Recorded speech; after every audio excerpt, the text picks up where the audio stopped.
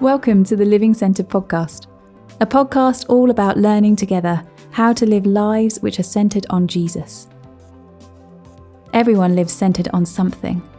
Our goal is to learn together how every area of our lives, everything about who we are and how we live, can be increasingly oriented around Jesus and transformed by Jesus. He invites us to a rich and satisfying life, where the good news that he truly is enough changes everything about how we relate to God, ourselves, and the world. In each episode, a different person shares about what it's looking like for them to seek to centre their life on Jesus right now. As we hear their stories, we get to learn together and to encourage one another in what it means for Jesus to be at the centre of our lives. This is a journey we are all invited to, and a conversation we all get to be a part of. Thanks for joining us.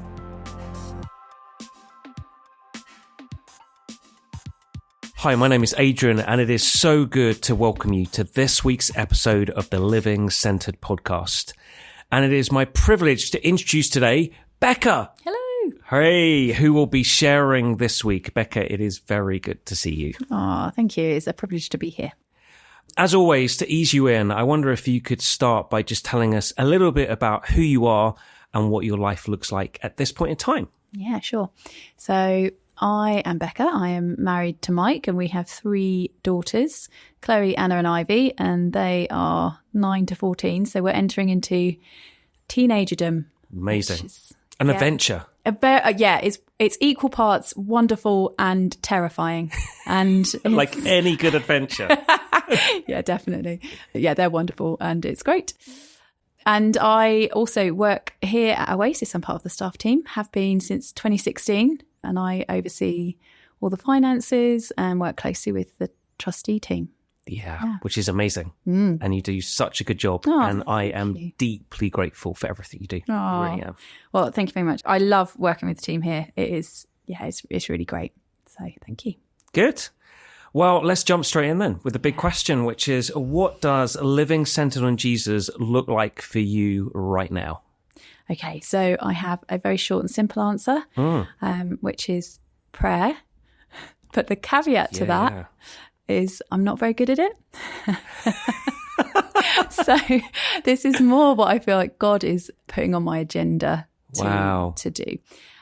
Other things come more naturally for me. So I would, if I have space and time to focus on God, I would more likely pick up my Bible, do some Bible study, or listen to a podcast or worship. Those would be my kind of go-to, which are great and they are foundational for me. But I feel like increasingly God has just been putting his finger on prayer. And that kind of started back end of last year. We did the prayer course in our small group, which was really great. That's based on Pete Grieg and his book, How to Pray, which is fantastic. But that also coincided with me rereading a load of books that I had read as a teenager, which were quite foundational at that time. So they're all biographies, and they included things like Chasing the Dragon by Jackie Dillinger, Hiding Place, which is Corrie Ten Boom, Smuggler, which is Brother Andrew, and Cross and Switchblade, which is David Wilkerson. They are fantastic books. I had read them all before, and they just, I think because I was looking at it from a point of prayer, they just blew me away. They are ordinary men and women, and they partnered with God and did extraordinary things. And the cornerstone of every one of them in different ways was prayer. And what they saw then outworked just, blew my mind. And I was like, it challenged me, but in an exciting way. So I was like, I could do this. Like, what's stopping me from being like they are and having the faith that they do and wanting to see the things and getting to see the things that God can do. And so, I felt like God was just drawing me more and more into that kind of expectation with prayer.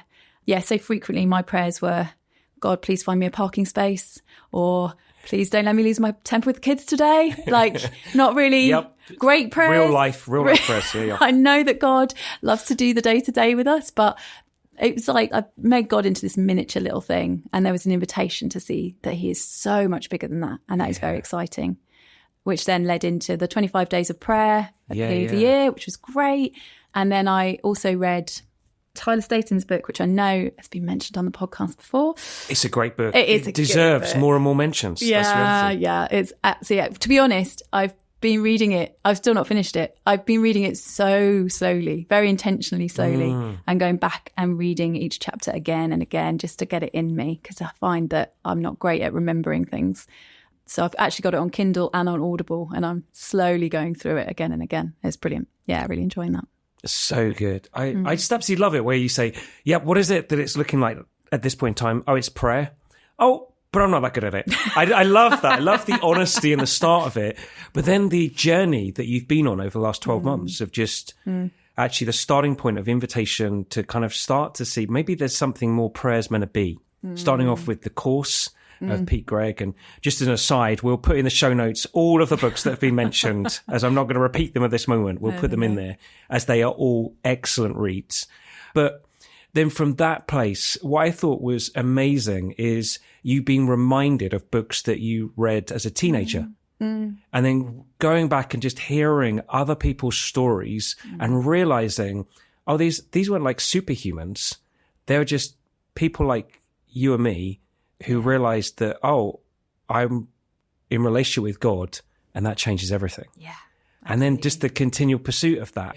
And I also love the fact that so often we can think with a book that you've got to rush through to read it, that the goal is to get to the end. Whereas I think often these kind of books where they're seeking to help us live more with the wonder of the life Jesus affords us is that we're not meant to just rush to the destination. We're going to allow it to percolate and change us. And I love the fact that you're like, yep, still reading this book, often still reading the same chapter over and over again. I think, I did that. I just found it really helpful. I think I've said before, like the chapter on confession. Yes. I just kept going back to because I thought I have never properly considered this. Yeah, that's exactly the same. Yeah, it's just really, really helped. So that's what it's kind of looking like. You've started to piece together some of the journey of it, but what's kind of helping you at this point in respect to just how you're seeking to pray, how you're changing how you pray, or Yeah. There's been a couple of things that I've been doing. I think, and again, it's been interesting over the last 24 hours just thinking about what I was going to say today and realizing that some things I started in January I've forgotten to do. So it's starting to put those back on again. And it's just the learning process for me is slow, but God is still there. He's still putting his finger on things, and it's good. So at the beginning of the year, I think probably longer than that, actually, I've started unplugging on things like just the school run. So normally it's a 25-minute walk for us to school. And so the walk home, I'd usually just put in a podcast or listen to a book. And what I decided instead to do was not to do that and instead to pray. And what I found was that increasingly that was a moment where I was hearing things, well, not necessarily hearing specific things from God, but just suddenly would be prompted, I really want to pray for that person, or I really want to pray for this situation. And it was just becoming more and more natural just to put prayer in there, because for me, as I said before, these other ways of meeting with God are so much more natural for me to turn to. So to have a point in my day where I'm like, oh no, this is the moment I pray. I can remember to do that now. Otherwise it just gets pushed right down the pecking order of things. So that. And I think the other thing was, in reading Chasing the Dragon, Jackie Pullinger, I mean, it's an incredible story, but a lot of it is about praying in tongues, actually. And it's something that I haven't done for a long time consistently. I remember doing it as a teenager when I read the book the first time, and I would pray loads in tongues. Wow. And she talks about it in the book, and it's really great. There's lots to talk and explore in there, but I started praying every day in tongues on my car journeys or anything. And again, it was just this kind of connection with God, connection with the Holy Spirit, and just being like, okay, I'm open to whatever it is you're putting onto my heart right now. And I just found myself praying, mixture of praying in tongues and then praying for something because it came to mind, and then back into tongues again. And it's just been I've really enjoyed that, actually. I feel like amazing. That's been really cool. That's been a shift. I really love it. I love the fact that the first point was to say, okay, rather than I've got to find this time to build into my life where I pray, is that you looked at it and thought, okay, where in my life is something I could change where prayer could then become part of it. And so I love that like you suddenly realize, rather than on my walk back home, me listening to something, actually I'm going to pray. And I just think, wow, that's just an incredibly helpful way to see it, because often we can feel like, oh, I've got to find the time to do this, and therefore I've got to make more time, rather than say, no, maybe there's a way I could use the time and the moments I've got differently. Yeah. And I just really love that. And I love how you then discovered, and it just seems so naturally talking of like, yep, I find myself praying about something and then being led to pray about things. And this two-way kind of conversation that's going on. Yeah. And then the whole aspect of praying in tongues. Yeah, I've just felt also God just really speaks to me about that. And probably heads up everyone, this is the thing I'm probably going to get to at the very end of what I'm going to be reflecting on. But I think there is just this invitation and a mystery in praying in tongues, where we get to allow just the deepest part of us, our spirits, to connect with the Spirit. Yeah. And find that joining of praying more and more in tune with how the Spirit's wanting to lead us, which I think, is just really exciting. Yeah, it's really cool. And so I guess then that's kind of like what living sense on Jesus looks like. That's some of the stuff that's helping you. What are you discovering then about who God is as Father, Son, and Spirit at this point in time? Yeah, okay. How that's playing out at the moment is that I am learning more that he is in control. And I think that that's specifically related to the situations that I'm in at the moment.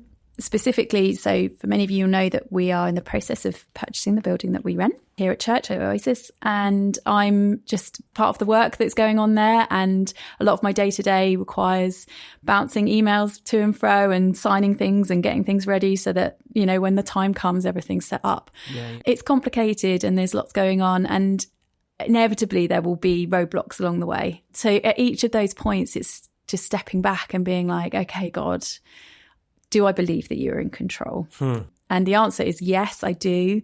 But it's so easy to feel like sometimes maybe I've got to pray in a certain way to catch his attention because otherwise he's not going to see, or maybe he's just on holiday or I don't know, just all these different things. And so I've really, been digging into that idea of him being in ultimate control, that not just being head knowledge, but a lived experience. And felt God putting his finger on this a bit more recently, where I was seeing emails come in and immediately feeling threatened by them. Yeah.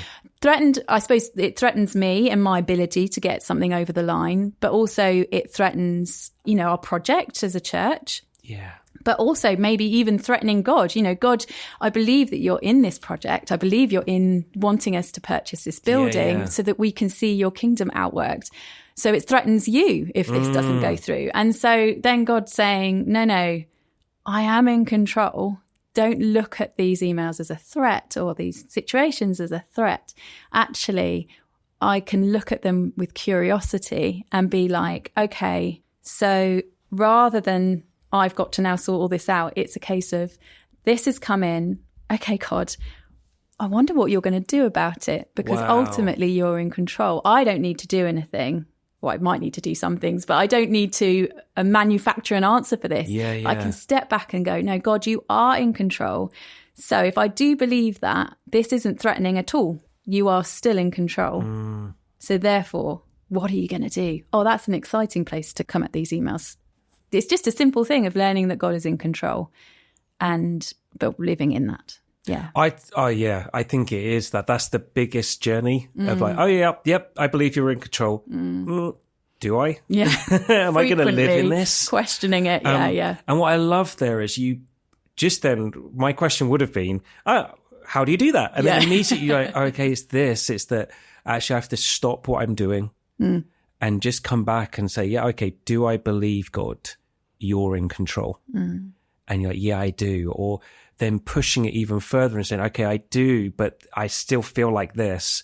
And that invitation then from God of like, okay, but what about having curiosity in this moment of, right, I believe, God, you're in control. Therefore, it isn't going to be how I want this to play out. Yeah. It's actually rather me saying, okay, God, what are you going to do? Yeah. Partnering with him. Yeah. Yeah. Oh, it's really good. Yeah, it's really cool. And I guess then, final question. That's what you're learning about God. How are you changing? Like if we were to have met you 3, 6, 12 months ago, how would Becca today look different to Becca then? Yeah. Well, I hope quite different, because I really hope that God is doing stuff in me that we often don't really realise or see. I'm definitely praying more. And I know that's a journey. It's definitely something I'm still learning. God's still definitely keeping it on the agenda. That is definitely true. I think just again, if God is in control, there's a freedom to prayer. I think so often I can come at prayer and try and pray as a good Christian should. I ask God for something, but at the end I will give him a get out clause just in case. So I'll kind of say, God, I really, really want this, but actually I really want your will to be done. So if it doesn't happen, it's okay. Yeah. I know you still love me, kind of just almost insipid prayers. And I think it's been good for me to kind of get to a point of where I've really felt, a bit at the end of myself, and therefore praying with real raw honesty of, God, I'm really disappointed with you right now, which is a hard thing to say. Yeah. Well, for me anyway, I found that incredibly hard to say without feeling like I'm, really wrong. But I know that also that is what we see in the Psalms, and it's what's modelled there, and God is big enough for that. Yeah. And so that's been, I think, a bit of a shift for me to just really come to God with that level of honesty of, I'm disappointed. I'm really frustrated with you right now. I don't understand.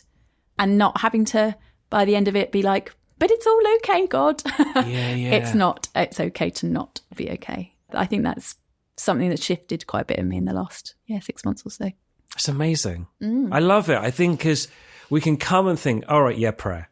And then what I hearing you say is like, I'm praying more. But as a result of that, it's then causing me to live more in the freedom that God is in control, which kind of changes the kind of prayers I pray and how I live with what I pray. Yeah. And then that last part of then what it's done is it's invited me to be more known. Yes. Yeah. That prayer has actually allowed me to say, oh no, I can come in the reality of who I am. Yeah. What I'm feeling, and God's big enough for this. Yeah. And there's an authenticity in it. And like hearing you speak is interesting. It's that the danger of a podcast is you're just listening, you're not seeing someone. Yeah. And in it, what I see is like that there's just a lightness. Then you're speaking of this. It's like there's a lightness and joy that just comes from, this is what I'm experiencing. Yeah. Suddenly prayer changes at that point. You think, man, I want to pray more. Yeah. Because this is being caught up in relationship. It's relationship. It's partnership. And that's what I think that's more and more what I'm experiencing. It's just that partnership with him, which is just great. Oh, it's really good. As always, my heart is well and truly full. And it's not a catchphrase. It's a genuine expression, because it is that I find it such a privilege to have these conversations. And Becca, thank you for just sharing. That's great. Something of what your journey is looking like at this moment in living centered on Jesus. And it is, just so good. As I kind of hinted at earlier on, the thing I'm going to be considering more out of all that you've shared is that invitation of praying in tongues. As I feel like it's something that God's been speaking to me about. It's something that I've been occasionally doing in a kind of weekly rhythm. But I feel like there's something I want to just do as a daily rhythm. And I wonder if, just even hearing you speak at the end, it feels like, I wonder if there's something in it of the partnership that I just want to enjoy a bit more. So that's going to be me. How about you, my listening friends, out of the wealth, breadth, delight of everything Becca shared, what are you going to be considering a little bit more this coming week? And I just want to end, as always, by praying for each and every one of us. And I pray, would we know more of the wonder of living centered on Jesus this coming week? Amen. Thanks for joining us on this week's episode of the Living Centered podcast. New episodes are released every Monday, and if you enjoyed this episode, please do like and subscribe on your chosen podcast provider to receive them direct each week. Living Centered is produced by the team at Oasis Church in Birmingham, UK, and you can find out more and get in touch with the team via theoasischurch.com.